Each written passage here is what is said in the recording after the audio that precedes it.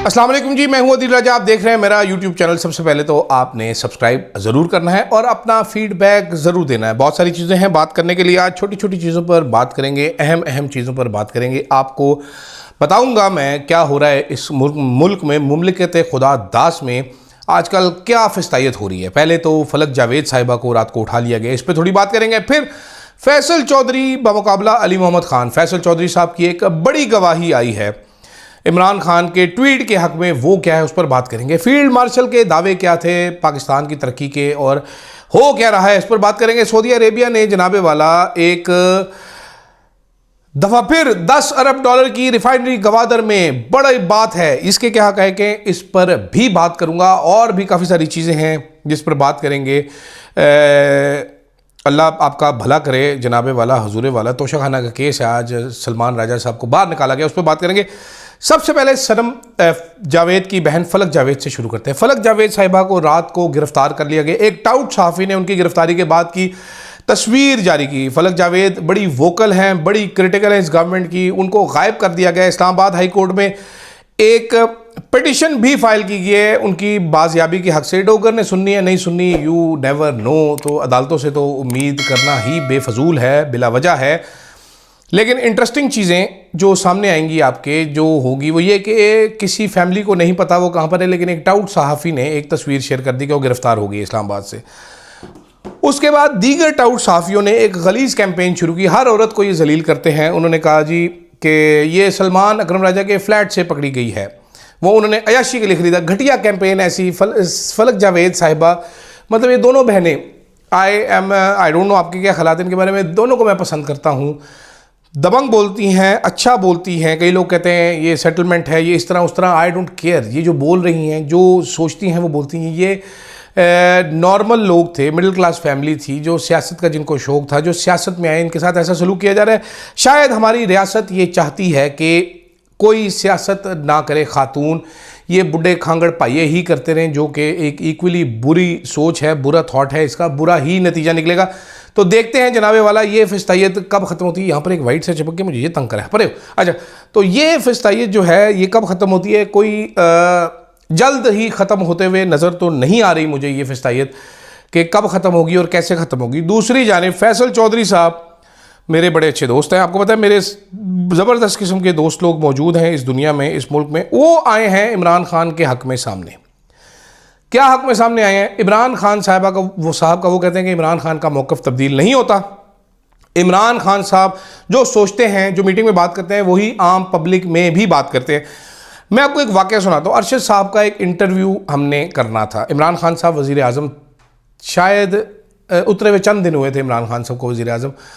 तो हम बनी गाला पहुँचे, इमरान खान साहब वहाँ पर आए, इंटरव्यू शुरू होने वाला था। फवाद चौधरी साहब आए। फवाद चौधरी साहब ने इमरान खान, एक बड़ी ब्रेकिंग न्यूज़ हुई थी, इमरान खान ने उस पर कमेंट करना था। फवाद चौधरी साहब ने इमरान खान साहब को समझाया कि ऐसी बात करनी, ऐसी नहीं करनी। उन्होंने कहा फैसल को बुलाओ। फैसल चौधरी साहब को 5-1 मिनट लेट हुए। इमरान खान ने बाकायदा फैसल चौधरी का इंतज़ार किया।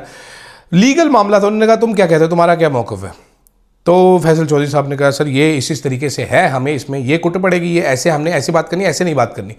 लेकिन फवाद चौधरी साहब ने कहा नहीं, हमने ये बोलना ही नहीं है। तो इंटरव्यू शुरू हुआ तो इमरान खान साहब ने पहली वो बात की जो फवाद चौधरी साहब ने कहा था कि नहीं करनी, और बाद में कहते हैं मुझे लग रहा था ये करनी चाहिए बात, इसलिए मैंने कर दिया। हालांकि फवाद चौधरी साहब पीछे खड़े थे, वो ऐसे भी कर रहे थे कि यार ये खान साहब सुनते नहीं है। तो फैसल चौधरी जो हैं वो जब बता रहे थे तो बिल्कुल ठीक बात लगती है कि खान साहब अपना मौक़िफ़ तब्दील नहीं करते। और ये बहुत सारी जगह पे मैंने देखा है।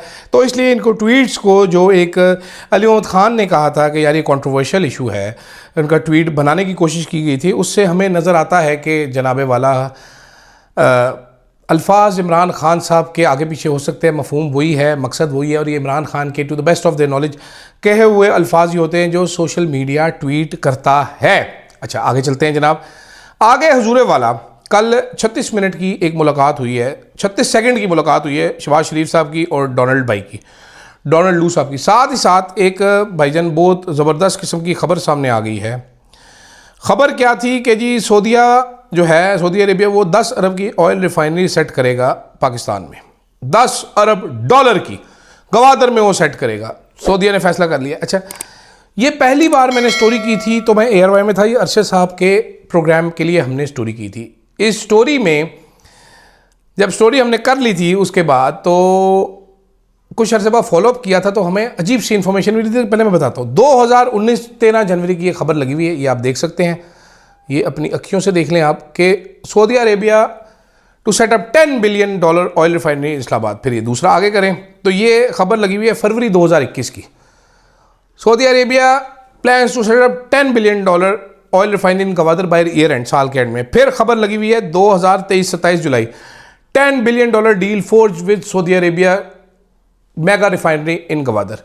ये 3 मुख्तलिफ अखबारों की। अब कल फिर सऊदी अरेबिया ने कह दिया हाँ जी हम 10, ये लॉलीपॉप सऊदी अरेबिया में दिए जा रहा है, वो हमें खंगाड़े मार रहा है लॉलीपॉप दे के ये लो जी भागो यहाँ से, पुटो यहाँ से।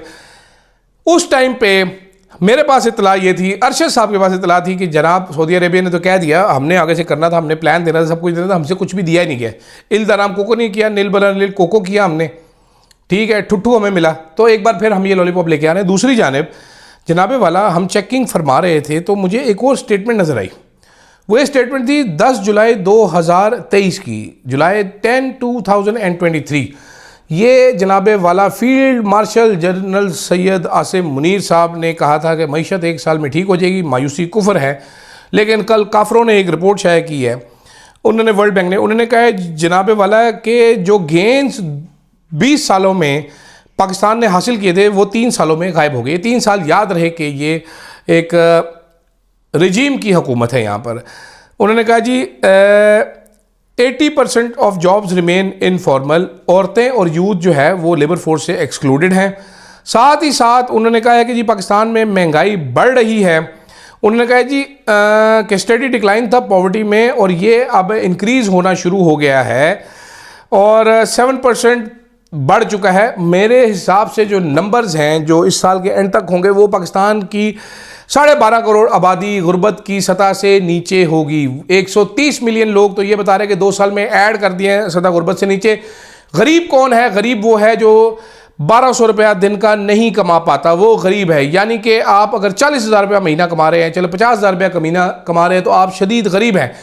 एक्चुअल ग्राउंड सूरत हाल क्या है? ग्राउंड सूरत हाल ये है जनाबे वाला, हुजूर वाला, के अगर आप 1 लाख रुपया कमा रहे हैं और किराए के घर में रहते हैं तो आपका गुजारा मुश्किल है। अगर आप 1 लाख रुपया महीने का कमा रहे हैं और आप अपने घर में रहते हैं और आप अपनी ज़िंदगी अच्छी गुजारना चाहते हैं तो आपका गुजारा बहुत मुश्किल है। अगर आप 50,000 रुपया कमा रहे हैं और आप सफ़ेद पोश हैं तो आपका गुजारा नहीं हो सकता। आप भीख मांगने में मजबूर होंगे, आप उधार लेंगे, आप गुजारा नहीं कर सकते। ये सिचुएशन थी। फील्ड मार्शल साहब ने हमें बताया था कि मायूसी कुफर है, हम मायूस तो नहीं है, लेकिन ये काफिर साले हमें जीने नहीं दे रहे, वो हमारा मजाक उड़ा रहे हैं, हमारी बिस्तियाँ फरमा रहे हैं। वो कह रहे हैं फुटा खाओ इधरों, नस जाओ इधरों, पच जाओ इधरों, तो तानू देख लवांगे तुसी गरीब दे गरीब ही हो। अब जनाबे वाला इसके बाद सवाल ये भी पैदा होता है कि हम करें भी तो क्या करें?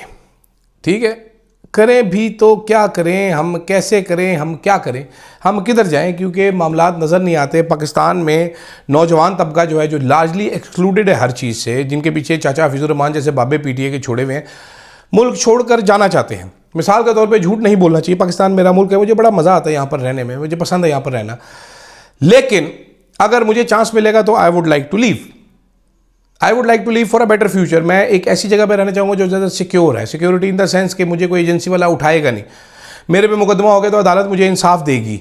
मैं अगर किसी चीज़ में पकड़ा जाऊँगा तो इंसाफ से डील किया जाऊँगा। मेरे पे झूठे टैक्स के केसेस नहीं बनेंगे, मेरे पे झूठे 9 मई के केसेस नहीं बनेंगे, मेरे पे झूठे पीका के केसेस नहीं बनेंगे, मेरे अकाउंट्स नहीं फ्रीज किए जाएंगे।